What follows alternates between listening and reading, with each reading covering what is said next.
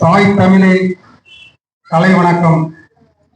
தாய் தமிழ் குடி உறவுகளே தமிழ் வணக்கம். ஒரு இடத்துல ஒரு மக்கள் சராசரியான ஒரு வாழ்வு வாழணும் அப்படின்னா போக்குவரத்து அதி முக்கியமானது. எப்படி ஒரு மனித உடல் உயிரோடு இருக்கிறது ஒவ்வொரு உறுப்புகளும் காரணமா இருக்கும். ரத்த ஓட்டம் சீரா இருக்கணும், நுரையீரல் சீரா இயங்கணும், இதயம் சீரா இயங்கணும், அதே போல காற்றும் சீரா இருக்கணும். மூச்சு இழுக்கும் போது காற்று உள்ளே செல்வதும் மூச்சு விடும்போது காற்று வெளியேறுவதும் சீராக இருந்தால்தான் ஒரு மனிதனோட உடம்பு உயிரோடு இருக்கதா அர்த்தம். அதே மாதிரிதான் இந்த இடத்துல போக்குவரத்து, போக்கு வரத்து, நம்ம இடத்துக்கு போகிறதுக்கும் போன இடத்துல இருந்து திரும்பி மறுபடியும் இந்த பகுதிக்கு வர்றதுக்கும் போக்குவரத்து மிக அதி முக்கியமானது. இந்த போக்குவரத்தோட முக்கியத்துவத்தை நீங்க வேற எதெல்லாம் யோசிக்க வேண்டாம், வேற எதை பத்தி யோசிக்க வேண்டாம். இன்றைய சர்வதேச அரசியல்ல நீங்க பாத்தீங்கன்னா அமெரிக்காவுக்கும் ஈரானுக்கும் இஸ்ரேலுக்கும் போர் நடந்துகிட்டு இருக்கு. இந்த போர் நம்ம நினைக்கலாம் நம்ம இந்தியாவில தானே இருக்கிறோம், அது அங்கதானே கொண்டு போடுறான், அங்கதானே வெடி வெடிக்கிறான் அப்படின்னு நினைச்சுக்கலாம்.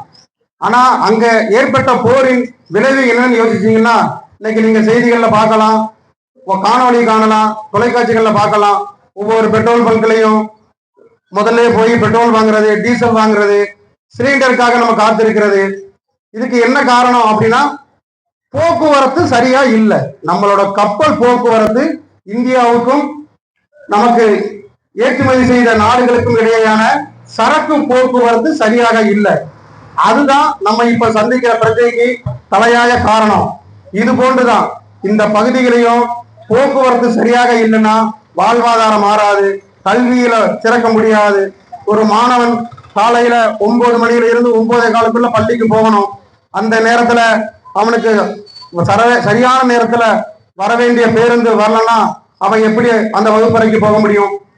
தாமதமாக போகும்போது அவன் போன உடனே அவன் பள்ளிக்கூட வகுப்பாசிரியர் அவன்கிட்ட நிறைய கேள்விகள் கேட்பாரு. அவன் அது அவனோட சக மாணவர்கள் முன்னால ஒரு நாள் பதில் சொல்லுவான். ஒவ்வொரு நாளும் பதில் சொல்லும் போது அந்த பிள்ளையோட மனசு என்ன பாடுபட நினைச்சு பாருங்க. என்ன டெய்லி ஒரு காரணம் சொல்ற, நீ ஏன்டா அப்படி பொய்யா சொல்றன்னு வாத்தியார் கேட்பாரு. ஆனா நிதர்சனமான உண்மை, அந்த பையனுக்கு சரியான நேரத்துல பேருந்து இல்லாம அவன் மன ரீதியா பாதிக்கப்படுவான். அவனால கல்வியில ஒழுங்கா தன்னோட பங்களிப்பை செலுத்த முடியாது. காலப்போக்கில் நம்ம லேட்டா போவோம், வாத்தியார் திட்டுவாரு, எதுக்கு பள்ளிக்கூடமே போவோம் அப்படி இருந்துருவோம் அப்படிமா. வீட்டுல அம்மா அப்பாட்ட ஏத்து பேசுவான், சேராத சேர்ப்பான், தீய பழக்கங்கள் வரும். அப்போ ஒரு சமூகம் மிக மோசமான ஒரு சூழ்நிலைக்கு போய் சேர்ந்துரும். அதுக்கு காரணம் இந்த போக்குவரத்து மிக முக்கியமா காரணமாக இருக்கும். ஆகவே இந்த பகுதியில இருந்து அங்கங்க கேட்டுக்கிட்டு இருக்கீங்க, நாங்க பேசுறது எங்களுக்காகவோ எங்க குடும்பத்துக்காகவோ இல்லை, உங்களுக்காகவும் சேர்த்துதான் என்பதை நீங்க மனசுல வைங்க. எங்களோட எண்ணிக்கையை பார்க்காதீங்க, எங்களோட எண்ணத்தை பாருங்க. உங்க எண்ணத்துல இந்த எண்ணம் ஓடணும், ஆனா வெளியே சொல்ல முடியாது. காரணம் என்னன்னு பார்த்தோன்னா நம்ம சித்தப்பா பிரசிடண்டா இருப்பான், மாமா கவுன்சிலரா இருப்பான், மரும ஒன்றியர்களா இருப்பான். உனக்கு தேவையா, உனக்கு என்ன வேணும் நான் செஞ்சு தரேன் அப்படின்னு கட்சியில சொல்லுவாங்க. மக்களே ஒரே ஒரு நிமிஷம், நீங்க இதுவரைக்கும் நடந்ததெல்லாம் மறந்துருங்க.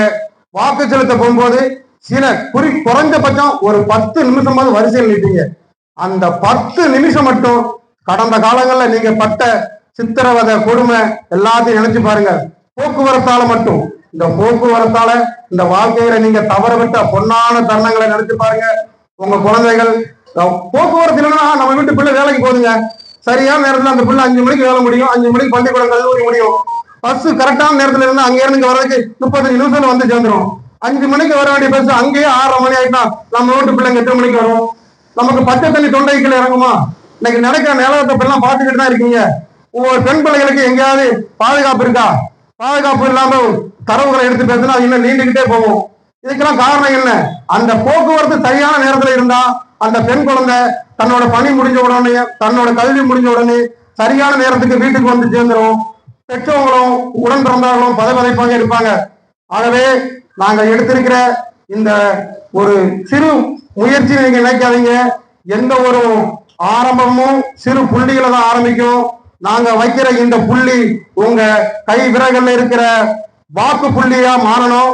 அதை பத்தி நீங்க யோசிக்கணும். வரும் தேர்தலில் வரும்போது இந்த பகுதியை கேட்டு வருவாங்க, வாக்கு கேட்டு வருவாங்க. ஐயா வாங்க, உங்களுக்கு வாக்கு போடணும். வாக்கு போட்ட எங்களுக்கு நீங்க என்ன செஞ்சீங்க? 200 ரூபாய் கொடுப்பாங்க, அதிகபட்சம் 500 ரூபாய் கொடுப்பாங்க. தேர்தல் முதல் நாள் வச்சு கொடி, செலவுக்கு வச்சு கொடி அப்படின்பா. 500 ரூபாய் அவன் ஏன் கொடுக்கான்? அதை யோசிக்கணும். அது ஒரு பழமொழி சொல்லுவாங்க இல்லையா, தோழியின் குடிமை சும்மா ஆடாது அப்படின்னு. 500 ரூபாய் கொடுக்கறதுக்கு அவங்க 1000 பிளான் வச்சிருப்பாங்க. அதை பத்தி யோசிங்க. இந்த நாங்க எடுத்திருக்கிற இந்த கண்டன ஆர்ப்பாட்டம், இந்த கண்டனங்கிறது சொல்றது ஏன் சொல்றோம்னா, நாங்க அகிம்சை வழியில இந்திய அரசியலமைப்புக்கு உட்பட்டு பல முன்னெடுப்புகள் எடுத்தோம். அதுக்கு நீங்க எதுவுமே தெரிவிக்கல. அதை உணர்த்தும் பொறுத்துதான் இந்த கண்டன ஆர்ப்பாட்டத்தை நாங்க எடுத்திருக்கோம்.